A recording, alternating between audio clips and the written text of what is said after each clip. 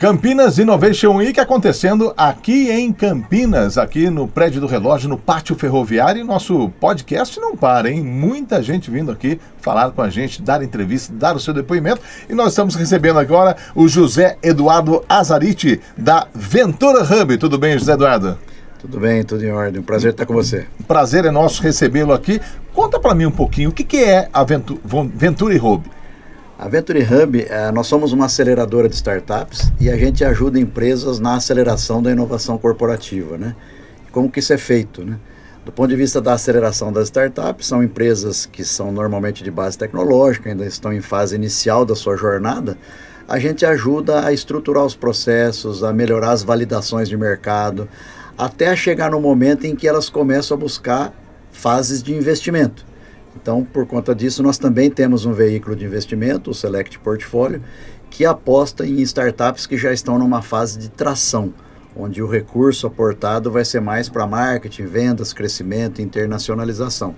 Então, assim, a Venture ajuda startups a crescerem, ajuda empresas a se conectarem com startups ou institutos de pesquisa nos processos de inovação aberta, e temos um processo normal de aceleração, ou seja, a gente o tempo todo está acelerando startups dentro da nossa casa. Temos 2 hubs, um hub em Campinas, um hub em Manaus. Legal. É correto dizer que o nascimento, o crescimento de startups foi durante e pós-pandemia que começou a crescer mais o número de startups? Você tem aí, vamos dizer assim, aspectos sistêmicos que a gente tem que levar em conta, né? Um pouco antes da pandemia, teve um fenômeno econômico. A gente tinha, por exemplo, aqui no Brasil, a Selic baixa, né? Então, você tinha lá a Selic de 2%. Então, muitas vezes não era tão vantajoso você pôr o dinheiro no mercado financeiro. Então, houve um movimento de liquidez muito grande, ou seja, bastante dinheiro no mercado, de pessoas físicas, por exemplo.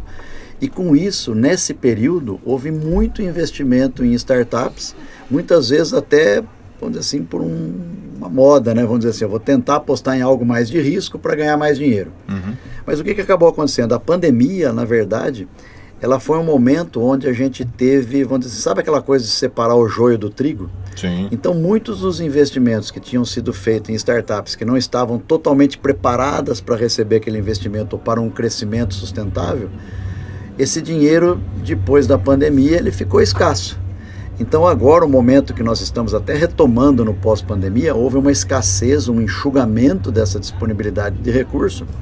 E o momento que nós vivemos agora, há muito mais critério para fazer um investimento. Não há falta de dinheiro.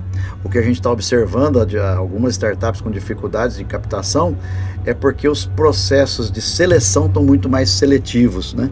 Então, embora haja a disponibilidade do recurso, hoje o critério para investimento é muito mais rigoroso do que foi na época da liquidez maior. Então, é mais ou menos o seguinte: antes da pandemia, tendo esse momento econômico da Selic baixa, no Brasil, você tinha abundância de investimentos até com mais facilidade.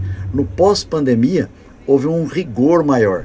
E teve um detalhe importante, né? A pandemia também teve vamos dizer assim, o poder de separar quem conseguiu ficar assim, um período praticamente parado, indo só para o digital, né? Então, algumas startups que dependiam muito do meio físico, da presença física, tiveram muita dificuldade. E, por outro lado, você pega assim, negócios como um iFood da vida, que no período da pandemia, né, os deliveries em geral, os e-commerces, durante a pandemia você tinha que receber em casa. Então, as startups que apostaram no momento digital, onde as pessoas ficavam em casa, tiveram crescimentos astronômicos, né? Então a gente tem vários casos desse tipo. E não parou por aí, né? Não é porque parou a pandemia, pelo contrário, veio crescendo cada vez mais esse tipo de negócio, né? O que eu costumo sempre, eu brinco o seguinte: quando eu vejo a minha sogra pedindo um iFood sozinha e fazendo uma compra de um item, um sapato, um chinelo pela internet, eu digo que a pandemia educou todas as pessoas a se utilizarem dos meios digitais. E as startups que entenderam isso, elas criaram facilidades de interface homem-máquina, pessoa-aplicativo, de uma maneira fantástica, né? Então hoje você tem aí muitos hábitos que a gente não tinha antes, que que carecem de um aplicativo digital. E aí pessoas de todas as idades, né, você vê a explosão de aplicações e de startups que são dessa área. É porque antes tinha um muro, né, uma muralha entre a tecnologia e as pessoas com um pouco mais de idade, né? Eu não digo nem pessoas com um pouco mais de idade, mas eu digo pessoas avessas à tecnologia, né? Tinha um muro. Com a pandemia isso acabou, né, se expandindo, e esse muro foi derrubado, né, que as empresas apostaram nesse crescimento tecnológico, né, e as pessoas que precisam do serviço acabaram agregando a isso, né? E o dado fundamental é que as pessoas que aprenderam durante a pandemia, no pós-pandemia continuaram se utilizando cada vez mais. Então você vê hoje o hábito é natural e as pessoas se utilizam. E várias das startups, né, e dos negócios, né, que foram para essa digitalização, você vê hoje, você quer comprar qualquer coisa, você consegue através do meio digital. Aquele negócio que não fez essa digitalização, ou por conta própria, ou se conectando com um app de alguma startup, esse negócio ficou para trás. Por isso a gente vê várias portas fechadas no varejo, né? Que são aqueles que não apostaram na digitalização. E por outro lado, quem apostou, você vê com um crescimento sustentável bastante importante. A Venture Hub, como uma empresa que tem as duas portas, né? Você pega a startup e leva até um investidor, ou o investidor vem querer investir em uma startup. Você acha que a gente está próximo de um gargalo da criação de startups ou não? Olha, a palavra gargalo, ela é bastante forte nesse momento, porque o que a gente percebe é o seguinte: tem um outro fenômeno acontecendo.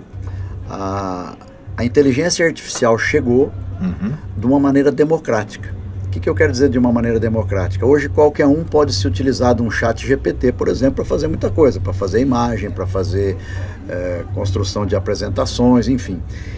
E isso fez com que a inteligência artificial fosse adotada por muitos negócios. Então, na verdade, esse gargalo é um gargalo de quantidade. Hoje você não precisa ser um expert para desenvolver um negócio se utilizando de inteligência artificial.